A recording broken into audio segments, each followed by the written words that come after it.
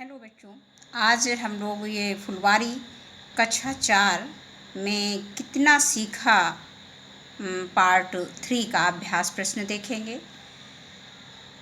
पहला प्रश्न है कि उत्तर लिखिए का दिया गया है कि बाल कृष्ण को अपनी माता यशोदा से क्या शिकायत है। तो इसका उत्तर है कि बाल कृष्ण को अपनी माता यशोदा से शिकायत है कि माता उन्हें बार बार केवल कच्चा दूध पिलाती हैं, माखन रोटी या मक्खन रोटी खाने को नहीं देती हैं।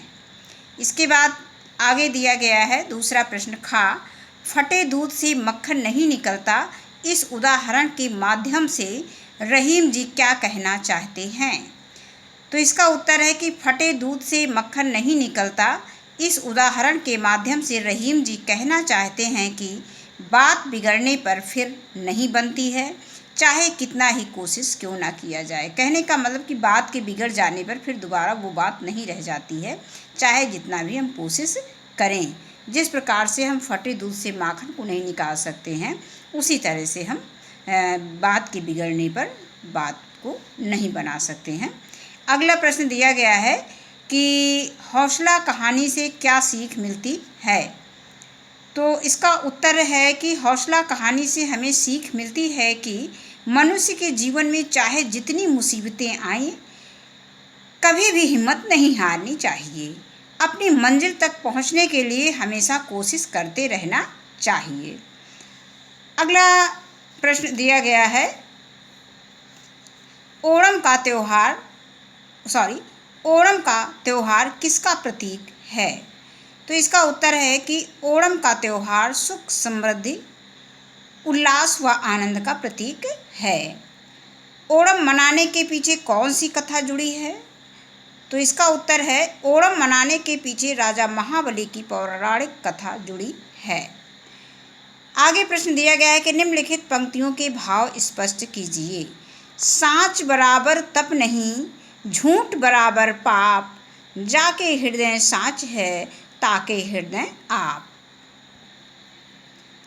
तो इसका पंक्ति का भाव हो जाएगा कि प्रस्तुत पंक्ति में कबीर दास जी कहते हैं कि सच के समान कोई तप नहीं है और झूठ बोलने के बराबर कोई पाप नहीं है।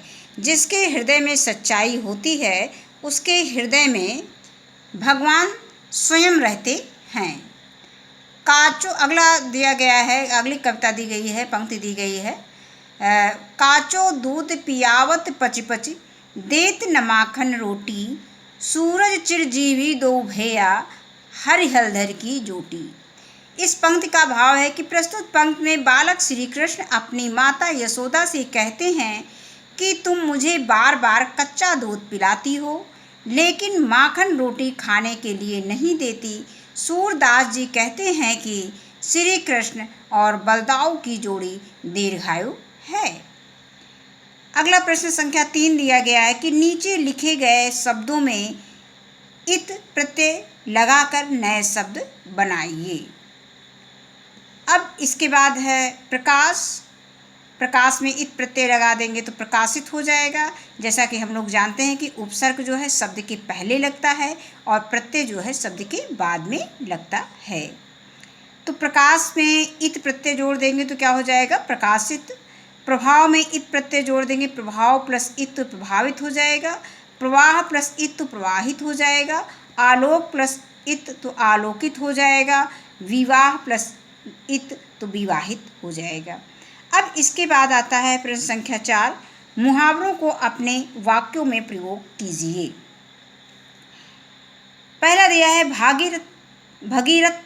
भगीरथ प्रयास, कठिन प्रयास। अब वाक्य प्रयोग इसका करेंगे कि रीमा को कक्षा में प्रथम आने के लिए उसे भगीरथ प्रयास करना पड़ा। यहाँ पे हम वाक्य प्रयोग को चेंज कर सकते हैं, केवल हमें भगीरथ प्रयास का कठिन प्रयास इसका अर्थ लिखना है, बाकी हम इसको अपने शब्दों में भी प्रयोग कर सकते हैं। आगे दिया गया है थोथा चना बाजे घना, अयोग्य व्यक्ति अधिक दिखावा करता है। तो इसका वाक्य प्रयोग हमने लिखा है कि कम ज्ञानी यानी जानकार, जिसको जानकारी कम होती है, कम जानकारी यानी कम ज्ञान रखने वाला व्यक्ति हर एक बात पर बहस करता है, इसीलिए कहा गया है कि थोथा चना बाजे घना। आगे मुहावरा दिया गया है, मन चंगा तो कठौती में गंगा। इसका अर्थ हो जाएगा कि अगर अपना मन पवित्र हो तो किसी भी तीर्थ की आवश्यकता नहीं है।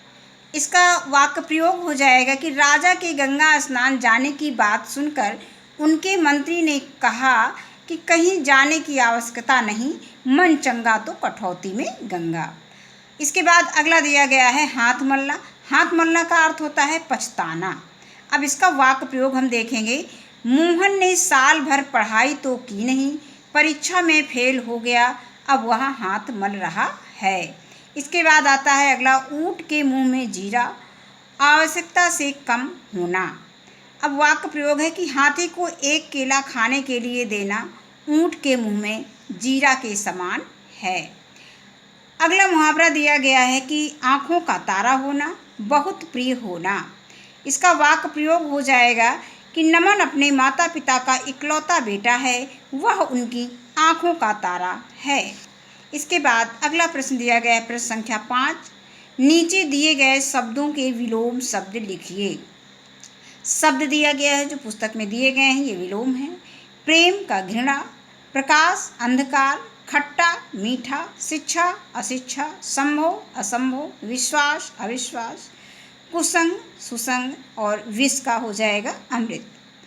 अब इसके बाद प्रश्न संख्या 6 दिया गया है कि नीचे दो दो शब्दों के जोड़े दिए गए हैं, यदि दोनों के अर्थ समान हो तो सा और पर और विपरीत हो तो वी पर घेरा लगाना है।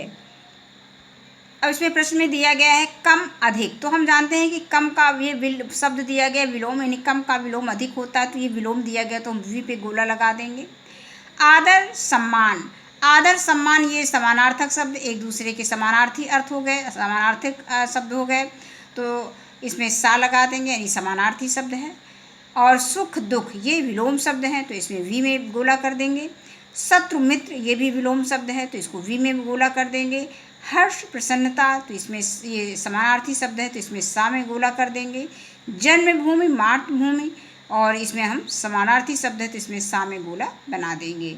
इसके बाद हम आते हैं प्रश्न संख्या 7 पे, नीचे दिए गए शब्दों को एक साथ मिलाकर लिखिए।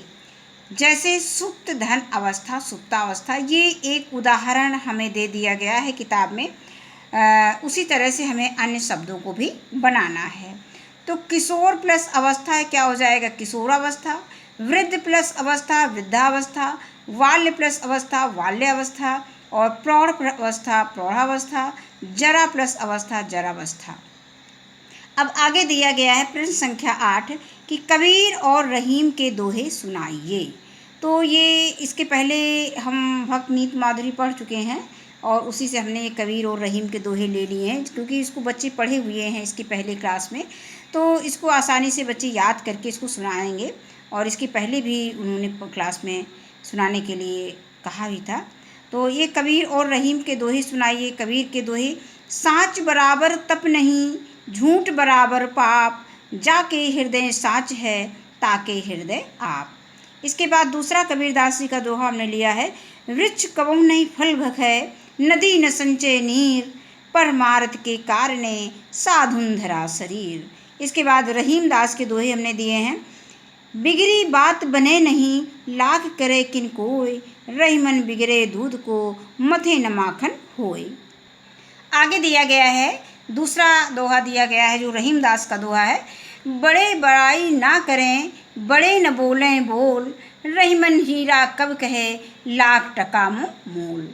अब इसके बाद आता है प्रश्न संख्या 9, पाठ संख्या 15 पर 3 सवाल बनाइए। तो पहले तो हम जानेंगे कि पाठ संख्या 15 क्या है। पाठ संख्या 15 ये पाठ वीर अभिमन्यु का है, तो इसमें दिखा सकते हैं कि पाठ 15 जो है ये वीर अभिमन्यु है। अब हमें वीर अभिमन्यु जो पाठ दिया गया है पाठ 15, उस पर हमें 3 प्रश्न बनाना है। वैसे तो उसमें बहुत सारे प्रश्न बनेंगे, लेकिन हमने 3 प्रश्न बनाए हैं और बच्चों को भी बताना है। बच्चों आप भी इसको कोशिश करोगे कि हम और भी प्रश्न उसमें शामिल करें। वीर अभिमन्यु के पिता का क्या नाम था? महाभारत का युद्ध किसके किसके बीच हुआ और चक्रव्यूह में कितने द्वार होते हैं। तो ये हमने 3 प्रश्न इसमें शामिल किए हैं वीडियो में, और इसमें और भी प्रश्न हम बना सकते हैं, अल्प प्रश्न को अलग से चेंज कर सकते हैं। तो वीडियो देखने के लिए धन्यवाद। इस वीडियो में बस इतना ही।